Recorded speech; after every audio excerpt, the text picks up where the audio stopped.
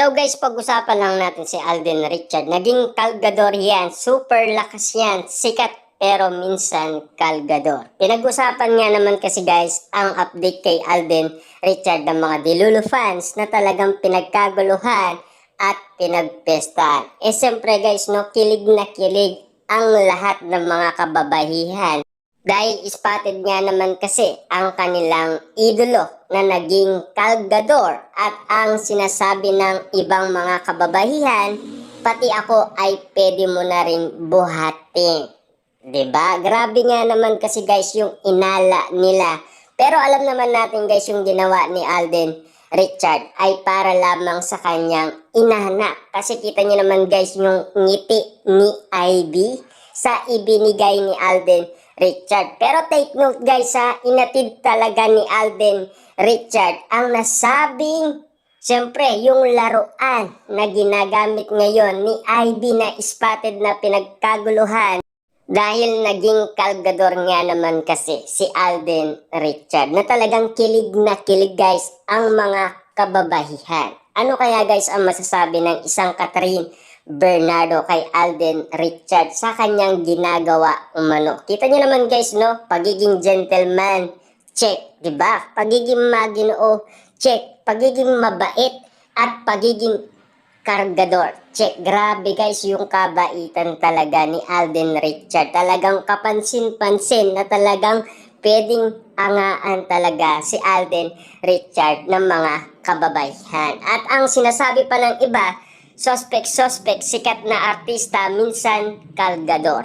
Biniro guys ng mga Delulu fans si Alden Richard na talagang sinali pa siya sa TikTok challenge nga naman na talagang sumikat nga naman kasi na talagang iba na ang isang Alden Richard na talagang pinagkakaguluhan at pinag-uusapan. Siyempre guys, kung ang mga kababaihan ay kilig na kilig nga naman kasi kay Alden Richard, siyempre ang lahat guys kapansin-pansin yan kahit na mga celebrity. Kasi alam naman natin guys, isang Alden Richard kasama yan sa exercise ni Alden Richard sa gaganapin sa Marso 21 sa fashion show na talagang kaabang-abang na. At ang sinasabi nga naman kasi guys ng iba, para naman pala kay Inana Ivy yung binuhat ni Ninong Alden Richard kanina. Hehehe. Yan kasi guys ang mga update na pinag-usapan ng mga Delulu fans kung bakit nga naman nakita si Alden Richard ng mga matatalas ang mata. Dahil pinost ito ni Alden Richard sa kanyang IG. Talagang ang mga ayuda moment ni na Alden Richard talagang spotted na spotted. Nakaabang ang mga Delulu fans sa update ni Alden Richard, lalong-lalo na guys kay Catherine Bernardo. Ganyan sila katalas umano. Kada post nga naman kasi ng kanilang idolo, agad kakalat na yan. Talagang pagkakaguluhan na at pagpapiestaan na ng karamihan. Kita nyo naman guys, no? Binuhat ni Alden Richard ang nasabing napakabigat na laruan hanggang sa tiraan ng kanyang inanak na si Ivy. Ganun kalupit guys si Alden Richard. Sikat pero naging kalgador. Dahil alam naman natin guys, yan ang training ni Alden Richard. Dahil todo diet nga naman kasi siya. At kapansin-pansin guys ha, sinasabi ng mga Delulu fans na napakabigat daw yung laruan na dinala ni Alden Richard or binuwat niya papunta umano sa kanyang inanak na si Ivy. Ganon kalupit ang isang Alden Richard guys, no? Kita niyo naman yung exercise na ginagawa niya, saka yung proper training niya. Grabe. Kapansin-pansin, napakalupit nga naman kasi. Para sa mga Delulu fans guys, saludo sila sa lahat ng ginagawa ni Alden Richard na talagang kilig na kilig nga naman kasi sila. Siyempre guys, no, ganon din naman kasi si Catherine Bernardo.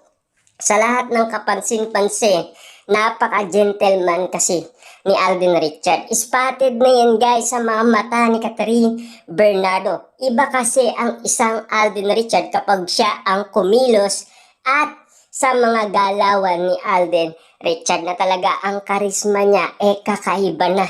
Sa lahat ng mga pinag-uusapan, kinukumpara lahat ng mga pinakita ni Alden Richard na talagang exclusive sa mga mata at pandinig ng mga Dilulo fans. Kaya nga naman guys, no, inggit na inggit ang mga ibang kababaihan kay Catherine Bernardo. Pero ano itong nababalitaan natin guys, no? Pero meron din tayo guys pag-uusapan umano patungkol umano sa pinagkakaguluhan ng mga Dilulo fans na updated sa kanila.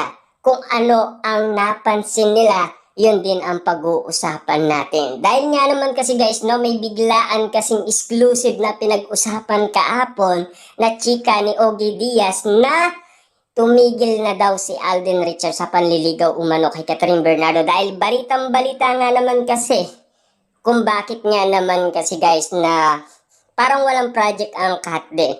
Pero take note guys, no, merong pinag-uusapan na project ang Kahit-De.